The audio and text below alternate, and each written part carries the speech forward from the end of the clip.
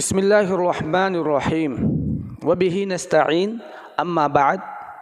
معزز سامعین کرام، حاضرین مجلس، نوجوانان قوم و ملت اور عزیز بچوں، السلام علیکم ورحمۃ اللہ وبرکاتہ۔ الحمدللہ آج 27ویں تراویح مکمل ہوئی، اور اسی طریقے سے 27ویں تراویح کے اندر کل 27 تراویح اور 27 دن اور رات کے اندر جو ہم نے تراویح پڑھی، یوں تو ہم وقتاً فوقتاً دن میں، رات میں، صبح میں، شام میں ہم قرآن کریم کی تلاوت کرتے رہتے ہیں، اور بہت سارے یہاں پر ساتھی ایسے موجود ہوں گے، اور میں نیک فالی لیتا ہوں کہ موجود ہے کہ جنہوں نے کئی قرآن ختم کیے ہوں گے، مکمل پڑھے ہوں گے، جیسے کسی نے 1 پڑھا ہوگا، کسی نے 2، کسی نے 4، کسی نے 5۔ یہ اللہ کا شکر ہمیں بجا لانا چاہیے کہ اللہ تبارک و تعالیٰ نے ہمیں ایسی توفیق مرحمت فرمائی، ایسی ساعت اور ایسی گھڑی ہمیں عطا فرما دی، اور ایسی رحمتیں، برکتیں سے بھری ہوئی راتیں اور دن ہمیں نواز دیا، جس کے اندر ہمیں اللہ تبارک و تعالیٰ کی خوشنودی حاصل کرنے کا موقع فراہم ہوا۔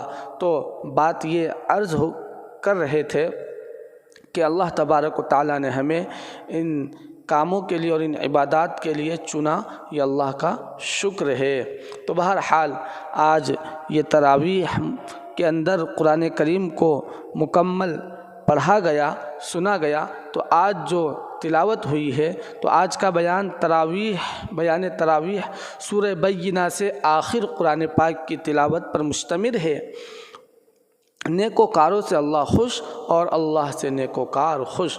وہ تمام مخلوق سے بہتر ہے، اور رہ گئے بدکار تو وہ بدترین خلائق ہے۔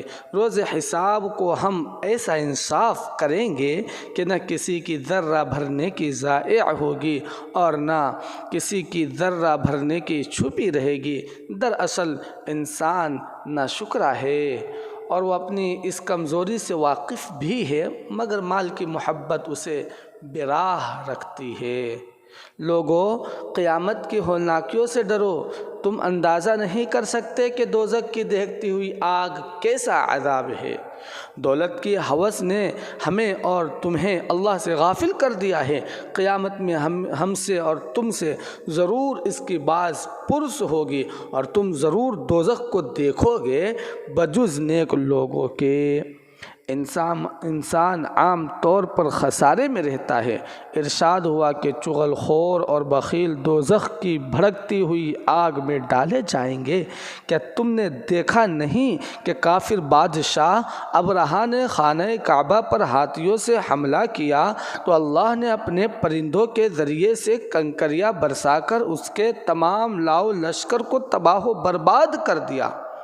اے اہل قریش، اب جب کہ ہم تمہارے راستے پرامن بنا دیے، تو تمہیں شکر گزار ہو کر ہمارا فرما بردار بن جانا چاہیے۔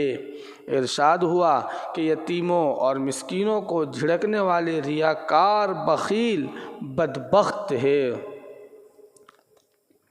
کیونکہ وہ نماز کی غرض و غایت سے غافل رہتے ہیں۔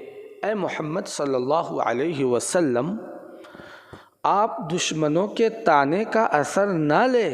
دشمن بے اولاد رہ کر خود گمنام ہو جائیں گے۔ آپ نماز ادا کریں اور قربانی دیں۔ حوض کوثر آپ کے لیے ہمارا عطیہ ہے۔ اس کے بعد سورہ کافرون میں اللہ نے کافر و مومن کی راہیں الگ الگ متعین فرما دی، تاکہ ایک دوسرے سے بیگانہ اور متمیز رہیں۔ فتح مکہ کے بعد فروغ دین اسلام کا ذکر فرما کر حمد رب جلیل کی تلقین فرمائی، اور ابو لہب اور اس کی بیوی پر اللہ نے لعنت فرمائی۔ دونوں حضور صلی اللہ علیہ وسلم کو بہت ستاتے تھے۔ اس کے بعد سورہ اخلاص میں ارشاد ہوا کہ اعلان کر دو کہ اللہ بس ایک ہے اور بے نیاز ہے، نہ وہ کسی کی اولاد ہے اور نہ اس کے کوئی اولاد ہے، نہ اس کا کوئی ساجھی اور شریک ہے۔ سورہ فلق میں شیطان سے اللہ کی پناہ مانگنے کا بیان، حضور صلی اللہ علیہ وسلم پر جادو ہونے کا ذکر، اور سورہ ناس میں دلوں کے وسوسوں اور شیطان کے پھسلانے سے پناہ مانگنے کا بیان ہے۔ اللہ تبارک و تعالی ہمیں سب سے پہلے قرآن کی تعلیم کے اوپر توجہ دینے کی توفیق مرحمت فرمائے، پھر اس کے بعد قرآن کے مطالب، مفاہیم اور تراجم کو سمجھ کر صحیح طور پر ہمیں ایک مسلمان بننے والا بنائے، اور شریعت محمدیہ، شریعت مطہرہ اور اللہ کے احکام پر صحیح طور پر ہمیں ان چیزوں کو معلوم کر کے عمل کرنے والا، اور اس کو اپنی زندگی کے اندر پیوست کرنے والا، اور اپنی زندگی کو اس کے ذریعے سنوارنے والا بنائے۔ اللہ تبارک و تعالیٰ سے دعا ہے کہ اللہ تبارک و تعالیٰ ہمیں بار بار اسی طریقے سے قرآن کریم کو پڑھنے، نمازوں کے اندر ادا کرنے، اور اسی طریقے تلاوت کرنے، اور اسی طریقے سے اس کو سمجھنے اور سمجھ کر اس کے اوپر عمل کرنے کی توفیق مرحمت فرماتا رہے۔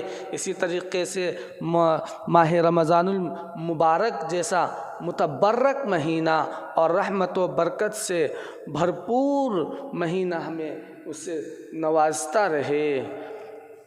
دعا ہے کہ اللہ تبارک و تعالی ہمیں کہی سنی باتوں پر عمل کی توفیق مرحمت فرمائے۔ انشاءاللہ اب ہم سب دعا کریں گے اللہ کے حضور انشاءاللہ۔ السلام علیکم ورحمۃ اللہ وبرکاتہ۔